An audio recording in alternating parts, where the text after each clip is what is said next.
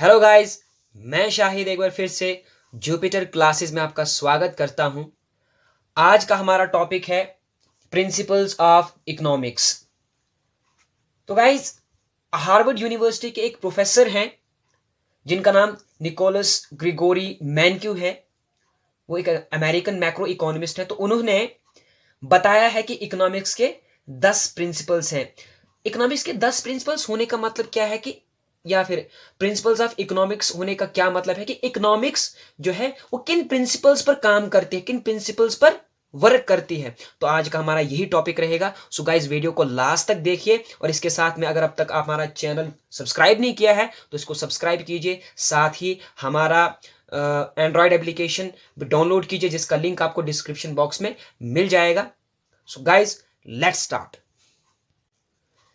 Guys, हमारा पहला principal है पीपल फेस ट्रेड ऑफ। अब ये ट्रेड ऑफ क्या होता है गाइस? ट्रेड ऑफ हम एक ऐसी सिचुएशन को कहते हैं जब एक इंसान को अपने अपने किसी एक एस्पेक्ट में इजाफा करना है और उस इजाफे की वजह से या फिर उस बढ़ोतरी की वजह से या फिर उस इंक्रीज की वजह से किसी दूसरे एस्पेक्ट में उसको नुकसान सहना पड़े। उस तरीके की सिचुएशन को या फिर उस तरीके के सिचुएशनल डिसीजन को हम ट्रेड ऑफ कहते हैं। ठीक है, एक बार फिर से बता देता हूं गाइस, जब एक इंसान अपनी किसी एक एस्पेक्ट की क्वांटिटी, क्वालिटी या फिर प्रॉपर्टी बढ़ाता है और उस बढ़ाने की वजह से उसे किसी दूसरे एस्पेक्ट की क्वांटिटी, क्वालिटी या फिर प्रॉपर्टी में लॉस हो या फिर डिमिनिश हो, तो उस तरीके के डिसीजन को हम या फिर उस तरीके के सिचुएशनल डिसीजन को हम ट्रेड ऑफ का नाम देते हैं। फॉर एग्जाम्पल, लेजर मीन्स आराम, वर्क मीन्स काम। गाइस, जब हम काम कर रहे होते हैं तब हम आराम नहीं कर रहे होते, जब हम आराम कर रहे होते हैं तब हम काम नहीं कर रहे होते। तो जब हम आराम कर रहे होते हैं तो हमें कुछ छोड़ रहे हैं ना, हम कम काम छोड़ रहे हैं। हम काम छोड़ रहे हैं तो मतलब हम पैसे छोड़ रहे हैं। इसके बरक्स जब हम काम करते हैं तो हम क्या खोते हैं? हमें आराम खोना पड़ता है। वो गाइस, वो कहते हैं ना, एक कहावत है, कुछ पाने के लिए कुछ खोना पड़ता है। तो ये पहला प्रिंसिपल उसी कहावत की बात करता है। गाइस, जब हम कोई चीज हासिल करते हैं, जब when you get a thing, तो उस चीज की कॉस्ट वो है जो आपने उस चीज को हासिल करने के लिए खोया है। ये तो हो गया एक बात। जैसे मिसाल, आप दुकान पे जाते हैं भाई, आप कोई चीज लेते हैं तो यहां से क्या देते हैं? पैसा देते हैं, यानी that is the cost of that चीज या that thing, what ever you get. Okay. लेकिन इसके अलावा एक और कंसेप्ट आता है इकोनॉमिक्स में, वो है अपॉर्चुनिटी कॉस्ट। गाइस, ये तो रहा ना हमारा दूसरा principal, the cost of something is what you give up to get it. इसके अलावा एक और कंसेप्ट आता है इकोनॉमिक्स में, अपॉर्चुनिटी कॉस्ट। अभी अपॉर्चुनिटी कॉस्ट क्या होता है? अपॉर्चुनिटी कॉस्ट को एक और नाम से भी जाना जाता है, अल्टरनेटिव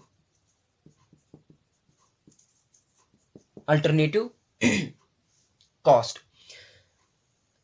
अब मैं आपको एक एग्जांपल से समझाने की कोशिश करूंगा इस अपॉर्चुनिटी कॉस्ट को। फॉर एग्जांपल गाइस, आप कॉलेज जाते हैं या फिर आप यूनिवर्सिटी जाते हैं, आप सारा का सारा टाइम यूनिवर्सिटी को या फिर अपनी स्टडीज को ही वक्फ करते हैं। ओके। लेकिन जरा सोचो, अगर आप यूनिवर्सिटी के बजाय, अगर आप कॉलेज के बजाय काम पे जाते, तो जाहिर सी बात है आप वहां पैसा कमाते ना। तो कॉलेज जाने की अपॉर्चुनिटी कास्ट वो पैसा है जो आप कमा सकते थे अगर आप कॉलेज के बजाय काम पर जाते। समझ आ रही है? कॉलेज जाने की अपॉर्चुनिटी कास्ट वो पैसा है, वो मनी है जो आप कमा सकते थे अगर आप कॉलेज के बजाय, अगर आप यूनिवर्सिटी के बजाय काम पर जाते। ठीक है गाइस, अपॉर्चुनिटी कास्ट का फार्मूला ये है कि return on the best option not chosen. अब गाइस, एक और बात मैं बताना चाहूं कि अपॉर्चुनिटी कास्ट हम हमारे पास देखिए, फॉर एग्जांपल, आप यूनिवर्सिटी जाते हैं या कॉलेज जाते हैं, तो इसके अलावा अब एक ही जाहिर सी जरूरी बात नहीं है कि आप बस खाली काम पर ही जाएं। इसके अलावा भी बहुत सारी चीज़ें हैं जो आप कर सकते हैं। जैसे आप खेलने जा सकते हैं भाई, जैसे आप ट्रैवल करने जा सकते हैं, यानी कि बहुत सारे अल्टरनेटिव्स हैं ना। लेकिन अपॉर्चुनिटी कास्ट हम उसको कहते हैं, उस रिटर्न को कहते हैं जो आपने उस रिटर्न को कहते हैं जो उस ऑप्शन पे आता जो बेस्ट है और आपने चूज नहीं किया है। तो आपके लिए बेस्ट वाला ऑप्शन कौन सा रहेगा? जैसे मिसाल आप कॉलेज यूनिवर्सिटी जाते हैं तो आपके लिए बेस्ट ऑप्शन क्या रहेगा? काम पे जाना, ना कि ट्रैवल पे जाना, ना कि क्रिकेट खेलना या जो कुछ भी खेलते हैं आप, ठीक है? तो best opportunity, sorry, so the return opportunity cost is called the return on the best option not chosen. यानी कि वो ऑप्शन, जैसे मिसाल अभी आप यूनिवर्सिटी जाते हैं भाई, इसके अलावा आप काम पे भी जा सकते थे, लेकिन आप काम पे नहीं गए ना, आपने इस ऑप्शन को चूज नहीं किया, तो इस ऑप्शन से या फिर इस ऑप्शन को चूज करने से जो रिटर्न आपको मिलता, उसको हम कहेंगे अपॉर्चुनिटी कॉस्ट। तो ये था कंसेप्ट अपॉर्चुनिटी कॉस्ट का, ठीक है गाइस। गाइस हमारा तीसरा प्रिंसिपल रहेगा rational people think at the margin. अब सबसे पहले हम इस मार्जिन के बारे में पता करते हैं भाई ये होता क्या है। तो मार्जिन मींस अपनी मार्जिन का मतलब यह है कि अपने नेक्स्ट स्टेप के बारे में या फिर अपनी अगली चाल के बारे में सोचना, सिंपल सी बात, ठीक है। फॉर एग्जाम्पल एक आईफोन का प्रोड्यूसर है और उसने 10 आईफोन प्रोड्यूस करे हुए हैं, ठीक है, और अब उसने ये डिसाइड करना है कि क्या उसने 11वां आईफोन प्रोड्यूस करना है या नहीं। अब बात यह है कि अगर उसका मार्जिनल प्रॉफिट जो है, अगर उसका मार्जिनल प्रॉफिट जो है वो मार्जिनल कॉस्ट से ज्यादा है, तो जाहिर सी बात है वो क्या करेगा, वो एक और आईफोन प्रोड्यूस करेगा। लेकिन अगर 11वें आईफोन की प्रोडक्शन पर उसका मार्जिनल प्रॉफिट क्या है, मार्जिनल कॉस्ट से कम है, तो जाहिर सी बात है भैया कि वो 11वां आईफोन प्रोड्यूस नहीं करेगा। मार्जिनल का मतलब है एडिशनल, एडिशनल, ठीक है। यहां पर भी लिख देता हूं मैं, मार्जिन का मतलब है एडिशनल, समझ रहे हैं? तो marginal profit means additional profit और marginal cost means additional cost. तो अगर एडिशनल प्रॉफिट एडिशनल कॉस्ट से ज्यादा रहेगा तो जाहिर सी बात है भाई 11वां आईफोन तो प्रोड्यूस होगा ही होगा, कुछ भी हो जाए।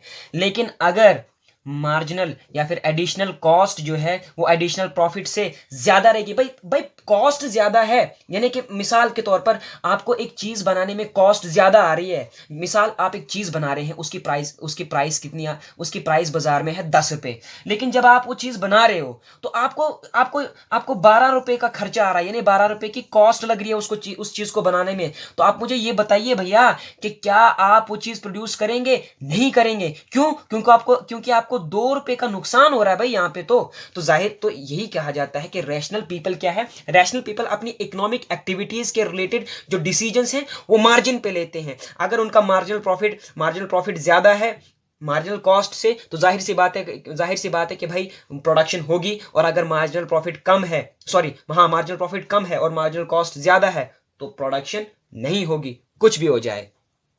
तो ये था हमारा तीसरा प्रिंसिपल। गाइस हमारा चौथा प्रिंसिपल आ जाता है पीपल रेस्पॉन्ड टू इंसेंटिव्स। पहले ये इंसेंटिव्स क्या होता है भाई? इंसेंटिव इज एनीथिंग, कुछ भी जिसकी वजह से लोग क्या करते हैं, एक्ट करें, ठीक है, तो इसे हम इंसेंटिव कहते हैं। तो क्या कहता है चौथा प्रिंसिपल, ये कहता है कि लोग इंसेंटिव्स को रिस्पॉन्ड करते हैं। For example subsidy on gas, subsidy on, ये जो सिलेंडर गैस है ना, इस पे सब्सिडी दी जाती है, शायद आपको पता होगा। ये भी एक तरह का इंसेंटिव है सरकार की तरफ से, गवर्नमेंट की तरफ से। क्यों है? अब देखिए मिसाल के तौर पर, जब इंसेंटिव ये है या फिर इसके पीछे सब्सिडी देने के पीछे ये मोटिव है कि जब सब्सिडी से क्या होगा कि लोगों को सस्ते में गैस मिलेगी,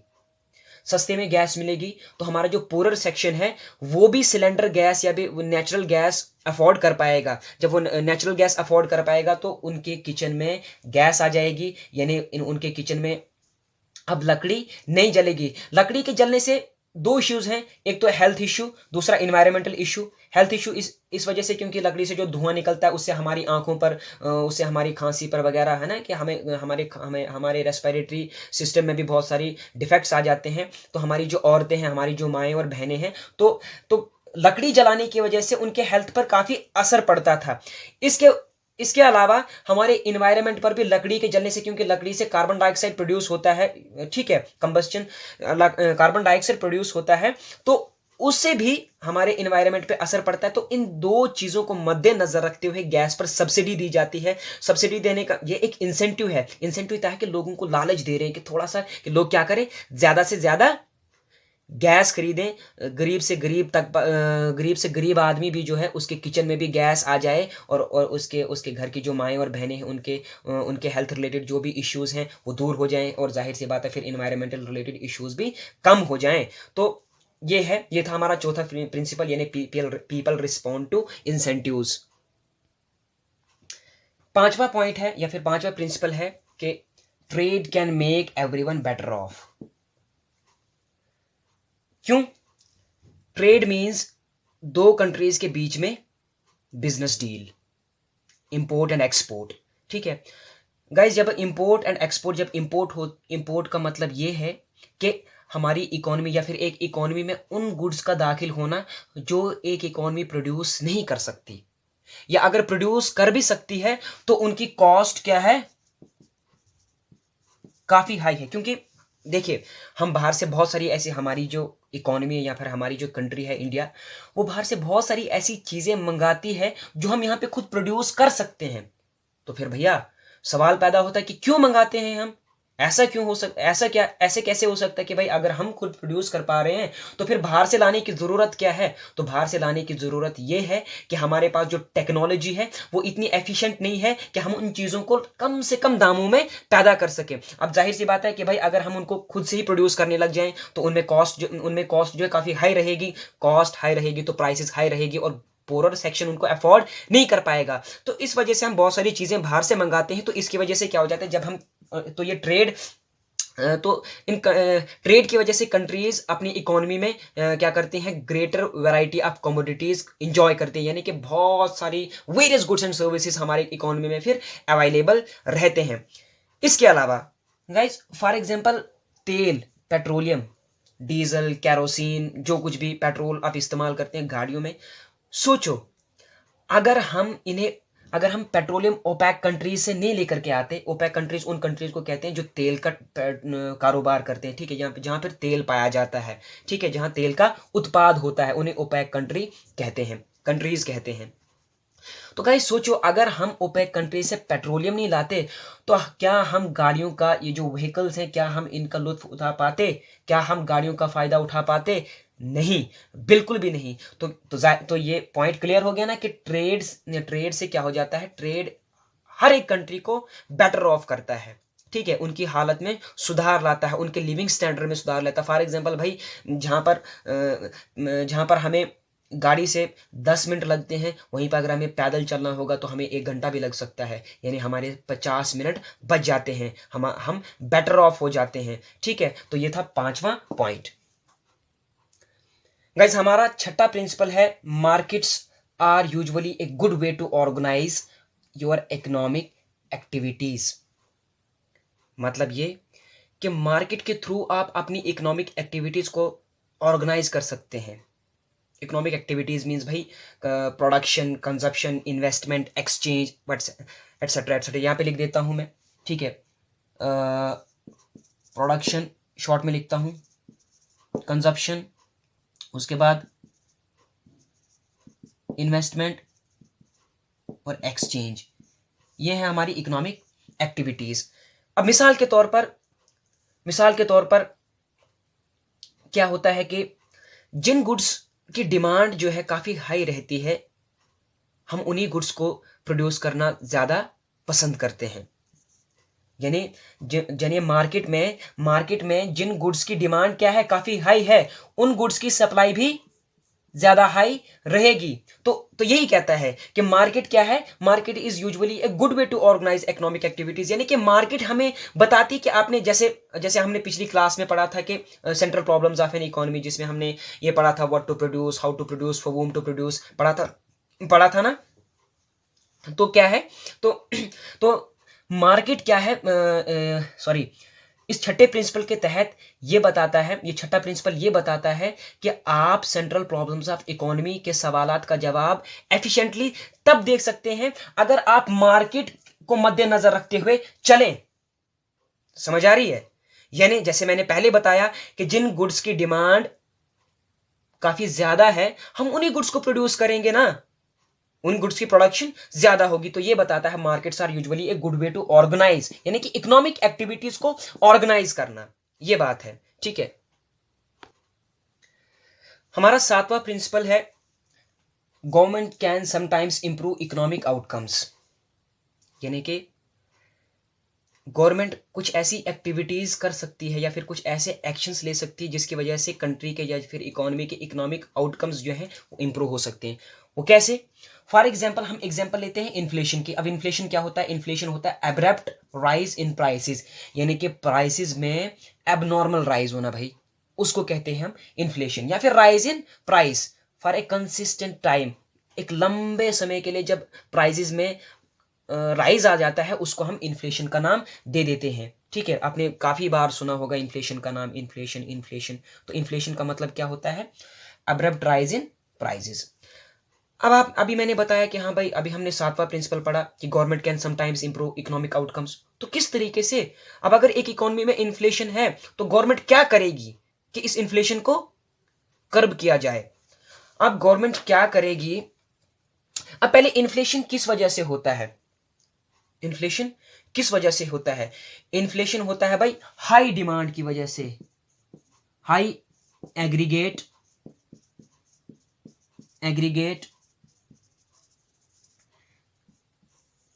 डिमांड की वजह से क्या हो जाता है? इन्फ्लेशन हो जाता है। यानी जब डिमांड जो है सप्लाई से, जब सप्लाई कम है और डिमांड ज्यादा है तो प्राइसेस जाहिर सी बात है बढ़ेंगे, यानी कि इन्फ्लेशन होगी। समझ रहे हैं आप? जब सप्लाई कम होगी, यानी भाई सप्लाई कम आ रही है, कम, यानी कि मिसाल यार, फॉर एग्जांपल मैं बता दूं आपको, मिसाल हमारे पास 10 बच्चे हैं और हमारे पास आपकी जो ये फाइनेंस अकाउंट असिस्टेंट की बुकें हैं वो हमारे पास 7 हैं। ठीक है, और मिसाल के तौर पर इसकी प्राइस है 20 रुपीज। ठीक है, 20 रुपीज।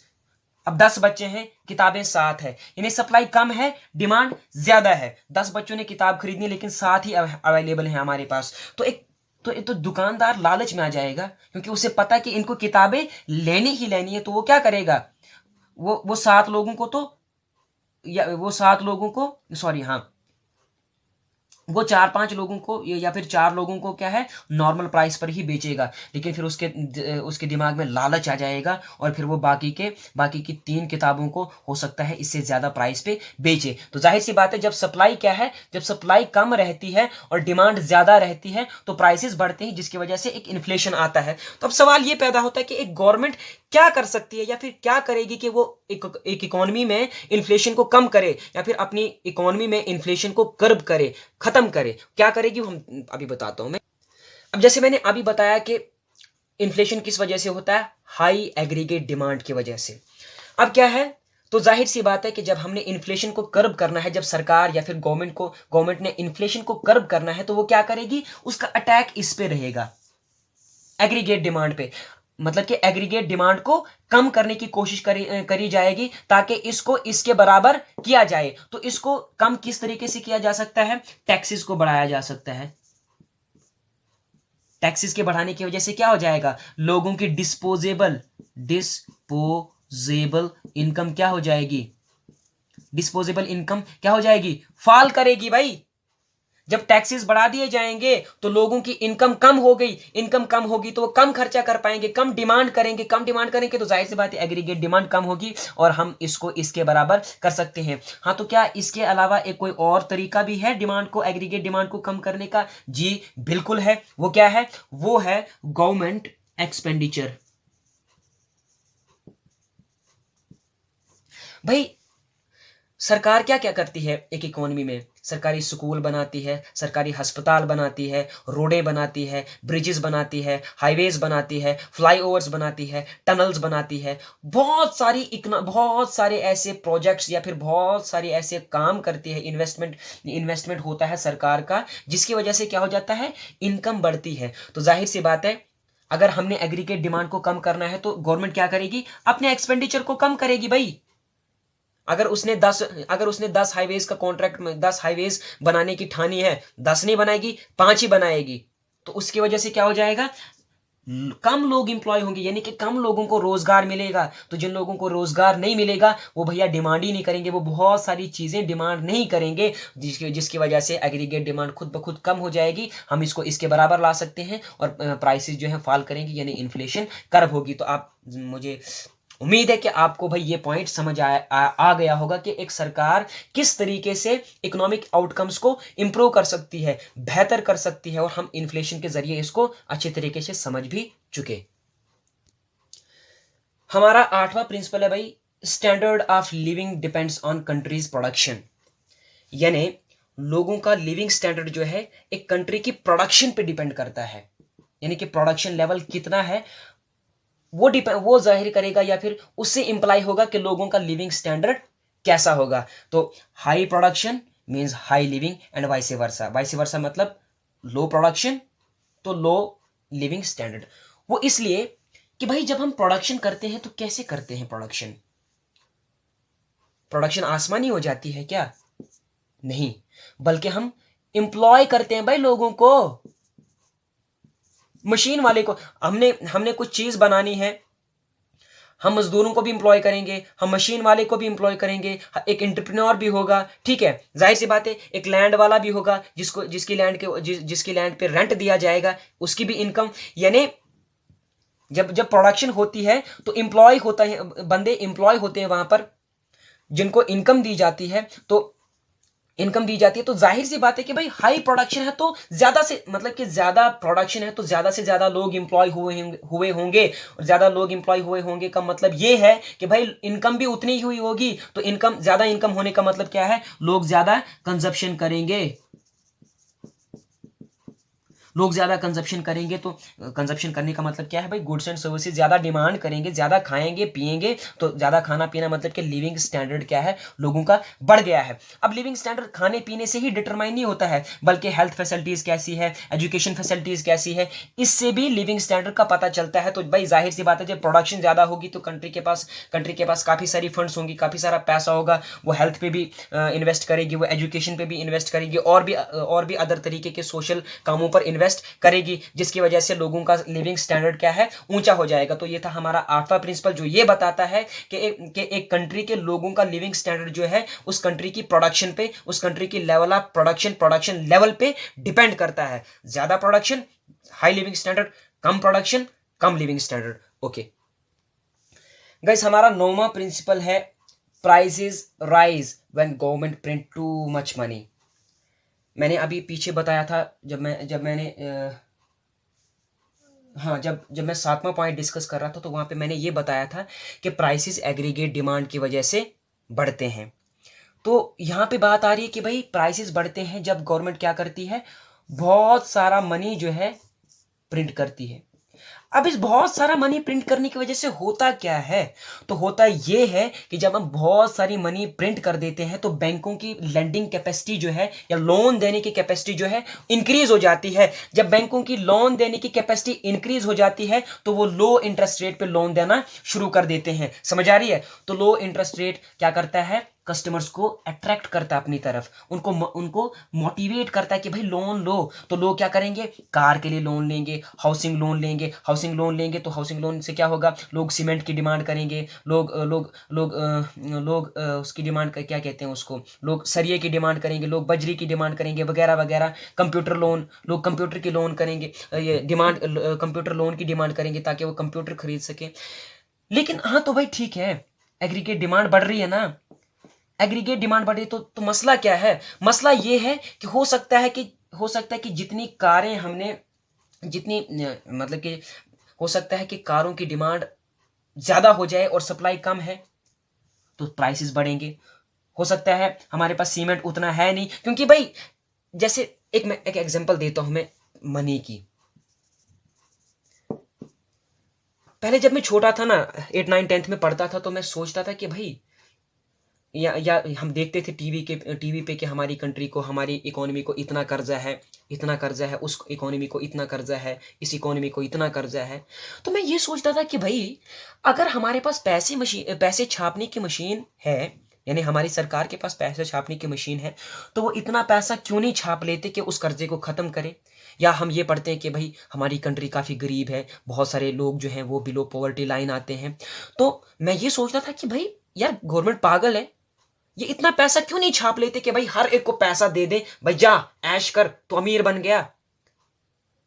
तो पैसा हम ऐसा कर भी लेते, हम लोगों को पैसे लाखों करोड़ों पैसे दे देते। लाखों करोड़ों पैसे देने की वजह से क्या हो जाएगा भाई, हर एक आदमी कार डिमांड करेगा, कंप्यूटर डिमांड करेगा, अच्छे कपड़े डिमांड करेगा, अच्छे घर बनाने शुरू कर देंगे, हेलीकॉप्टरों की डिमांड होगी। लेकिन अगर इकोनॉमी में उनकी प्रोडक्शन नहीं होगी, अगर इकोनॉमी में उतनी कारें नहीं होंगी, अगर इकोनॉमी में उतने कपड़े नहीं होंगे, अगर इकोनॉमी में उतने कंप्यूटर नहीं होंगे, तो क्या होगा, मतलब सप्लाई कम है ना, तो क्या होगा, डिमांड ज्यादा, तो क्या होगा, पीछे बताया था मैंने, यानी प्राइसेस हाई हो जाएंगे, यानी कि प्राइसेस बढ़ेंगे। तो इसी वजह से जब गवर्नमेंट क्या करती है, बहुत ज्यादा मनी प्रिंट करती है, तो प्राइसेस ऊपर हो जाते हैं, यानी कि इन्फ्लेशन आ जाती है एक इकोनॉमी में, प्राइस जब हम टू मच मनी प्रिंट करते हैं।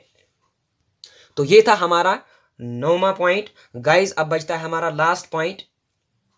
तो इसके अलावा सर मैंने एक और अनाउंसमेंट करनी थी, वो ये कि गाइज बहुत जल्द आपको ई बुक प्रोवाइड कर दूंगा मैं, जिसपे आपको वास्ट और टू द पॉइंट होगा पूरा आपका सिलेबस, फाइनेंस अकाउंट असिस्टेंट का जो भी सिलेबस है वो उसके अकॉर्डिंग में टू द पॉइंट, और बहुत ही डिटेल्ड होगा, बहुत मज़ा आ जाएगा गाइज।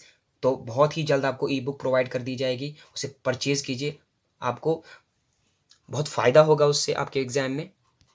सो गाइज हमारा 10वां पॉइंट है, society faces A short run trade off between inflation and unemployment.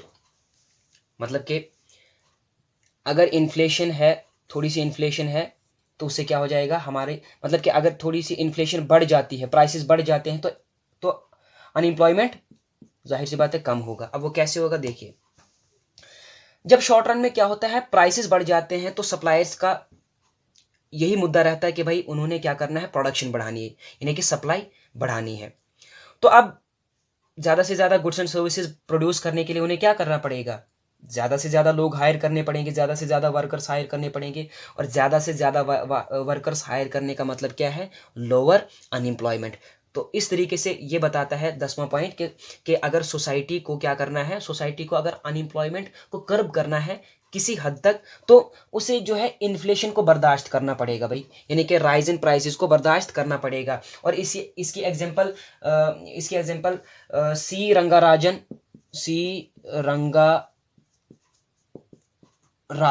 हमारे आरबीआई के फॉर्मर गवर्नर रहे हैं। तो उन्होंने बताया था कि अगर हमारे इंडिया को इकोनॉमिक ग्रोथ बढ़ानी है, तो 4% की इन्फ्लेशन को बर्दाश्त करना पड़ेगा। यानी हमारी इकोनॉमिक पॉलिसीज इस तरीके की होनी चाहिए कि जाहिर सी बात है भाई, इकोनॉमिक पॉलिसी जब भी फॉर्मुलेट की जाती है तो काफ़ी सारी चीज़ों को मद्देनजर रखा जाता है कि हमने अनएम्प्लॉयमेंट को ख़त्म करना है, इन्फ्लेशन को इतना रखना है।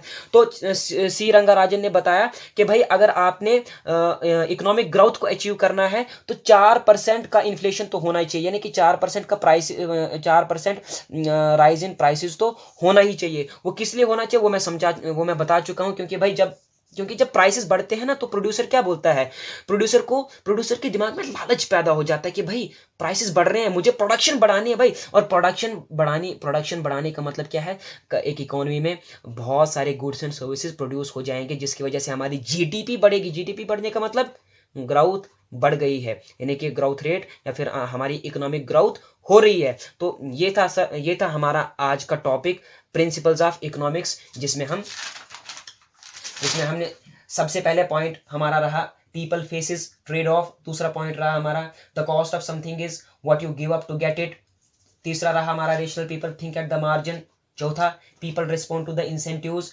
पांचवा trade can make everyone better off, छठा markets are usually a good way to organise economic activities, सातवां government can sometimes improve economic outcomes, आठवां the standard of living depend on the countries production, नौवां prices rise when government prints too much money, society faces short run trade off between inflation and unemployment. तो ये था हमारा आज का topic guys. Thanks for watching the video and do like, share and subscribe and visit again.